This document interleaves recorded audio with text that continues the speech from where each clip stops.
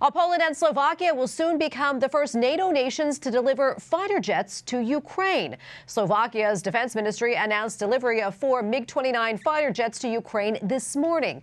Polish President Andrzej Duda says 4 additional jets from Poland could be transferred to Ukraine within days, and that a dozen or more would be handed over after servicing. The move follows a long-standing Ukrainian request for warplanes and military backing ahead of an anticipated counteroffensive. And joining us tonight with the latest is Polish Consul General Adrian Kubicki. Mr. Kubicki, great to have you with us today. This is a major step. Absolutely. This is a major step for your country.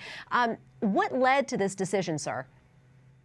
I hope that this is a major step in terms of changing this dynamic of the war, or actually enhancing Ukrainians and successfully pushing back the Russian invaders once and for good. We know that Ukrainians need some of the means to pursue their defense. They're very brave and courageous. They're fighting for over a year already. The only thing they need right now is a proper equipment. Not long ago, a couple of weeks ago, Western allies decided to send to Ukraine Western tanks, Western manufactured tanks, including the United States of America. Right now, Poland decided to make this next bold step, providing Ukrainian with the post-Soviet jets, fighter jets, the equipment, the jets that they know very well. They know how to operate those jets.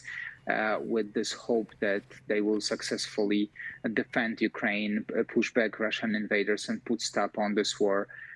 Poland stands where we stand from the first minute, the moment when this invasion started, that Ukraine needs to be supported, and Russia is a serious threat not only to Ukraine, but broader to the entire Western world. According to a recent report by the BBC, Russia has since threatened to destroy any fighter jets given to Ukraine by its allies. What's your reaction to this? Well, obviously, this will meet a certain response from Russia. We must expect it. This is the ongoing war, and obviously Russia does everything what is possible to target this capacity, Ukrainian capacity, military capacity, the military bases, some of the equipment. So this is something that we must expect. But so far, looking at the Russian progress, or rather lack of progress, they have not been very successful, and we know. With certain amount of belief and certainty that with the right equipment, Ukrainians know how to use it. They know what to do with it. They are very efficient in using the equipment provided to them. That they will be able to continuing this great program of pushing back Russians out of Ukrainian territories. Hopefully this will be a game changer in that aspect, and also we hope that other countries will join our efforts in providing Ukraine with what they need in order to protect themselves and ourselves. We have about a minute left or so, but in addition to the delivery of planes to Ukraine, I know Poland has already become home, even on a temporary basis, to more than 10 million Ukrainian refugees.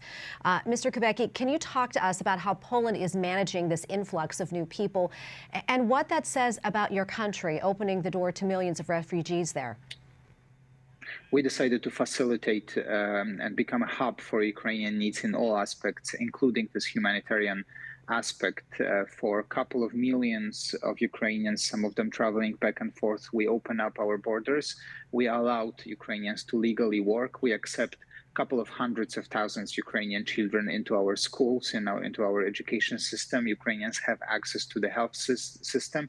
In exchange, they are fully capable in contributing and moving on with their lives, live their lives, work and do whatever they need to keep their dignity, but also to become a fully assimilated members of our society, of our nation. And I think that this is completely new blueprint in terms of handling refugee crisis. Perhaps it can be implemented somewhere else in the globe.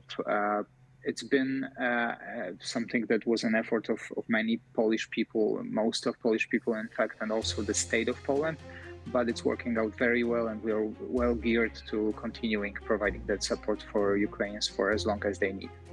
Polish Consul General Adrian Kubicki, thank you so much, sir, for being with us today. It was a great pleasure. Thank you very much. Thank you.